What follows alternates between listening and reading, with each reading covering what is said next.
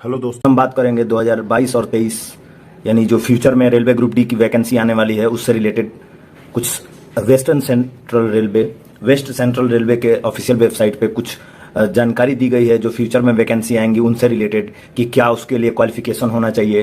तो इस पे हम बात करेंगे आज, क्योंकि अगला लोकसभा चुनाव से पहले ये वैकेंसी आनी रेलवे की तरफ से उम्मीद लगाई जा रही है कि ये वैकेंसी इलेक्शन से पहले जरूर आएगी और इसमें भी बम्पर भर्ती आएगी। इसलिए जो भी रेलवे ग्रुप बी से रिलेटेड वैकेंसी का इंतजार कर रहे हैं या अप्रेंटिस या आईटीआई या जो भी अदर कैंडिडेट, वो इस सूचना के थ्रू अपनी तैयारी कर लें इन फ्यूचर के लिए। आइए देखते हैं इसमें क्या इंस्ट्रक्शन दिया गया है इन फ्यूचर वैकेंसी के लिए।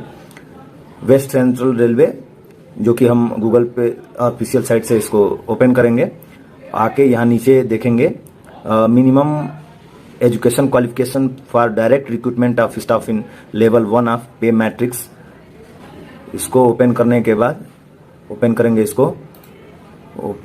बाद ये इसमें दिया हुआ है, क्योंकि यहाँ इंग्लिश में भी दिया हुआ है और उसका हिंदी भी यहाँ दिया हुआ है।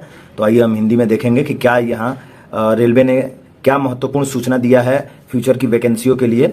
तो सबसे पहले ये ध्यान देने वाली बातें हैं, चूंकि 2018 की रेलवे ग्रुप डी की वैकेंसी आई थी 65,000 और 2019 में 1,03,000 वैकेंसी, जिसका भी एग्जाम चल रहा है। अभी तीसरे फेज का एग्जाम चल रहा है, चौथे फेज का होना बाकी है, जिसमें 4 जोन का रह गया है। और तो ये जो वैकेंसियां थी इनमें रेलवे ग्रुप डी की भर्ती के लिए आपको 10वीं अनिवार्य था, लेकिन आने वाली वैकेंसियों में क्या क्वालिफिकेशन रहेगी और किन किन को क्या वरीयता मिलेगी उससे रिलेटेड यहाँ जानकारी आपको दी जाएगी। तो आइए देखते हैं इसमें। ये भारत सरकार रेल मंत्रालय रेलवे बोर्ड द्वारा जारी किया गया है कि रेलवे में लेवल 1 की नौकरी के लिए शैक्षिक योग्यता क्या होगी, आप किस योग्यता पे भर्ती देख सकेंगे इसमें।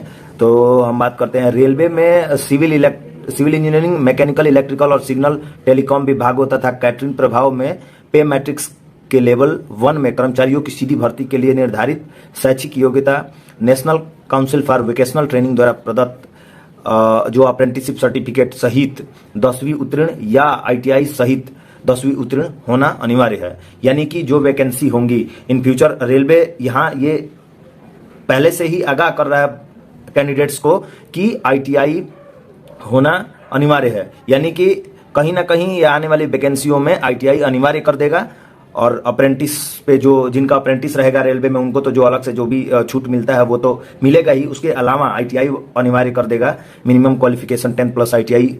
तो उसके लिए यहाँ एक कैंडिडेट्स को पहले से ही हिंट दिया गया है रेलवे की तरफ से इन फ्यूचर की वैकेंसियों के लिए। तो आगे देखते हैं हम।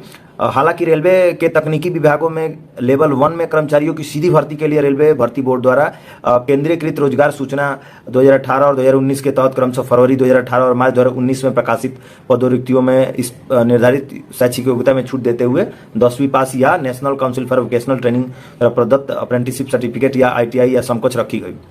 चूंकि इसमें आईटीआई का पिछली वैकेंसियों में आईटीआई को कोई ज्यादा वरीयता नहीं दिया गया था, मिनिमम क्वालिफिकेशन 10th था और आप अप्रेंटिस किए हैं तो अप्रेंटिस का उसमें अलग से जो भी 20% का कोटा रेलवे देती है अप्रेंटिस कैंडिडेट को वो था। बट आने वाली वैकेंसियों में आईटीआई को बार बार यहाँ हाईलाइट किया जा रहा है। इसका मतलब यह है कि 2024 तक जो आने वाली वैकेंसी है उसमें कहीं ना कहीं आईटीआई की वरीयता अनिवार्य कर देगा।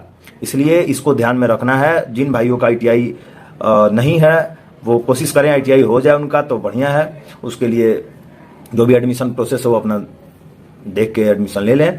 आगे देखते हैं। जन साधारण को सूचित किया जाता है न्यूनतम शैक्षिक योग्यता में यह छूट केवल एक विशेष व्यवस्था थी, यानी कि विशेष व्यवस्था थी। जो आईटीआई या 10th पे दिया गया था वो एक विशेष व्यवस्था थी तथा केंद्रीकृत रोजगार सूचना क्रमांक 2018 और 2019 के तहत हो रही भर्तियों के लिए ही है।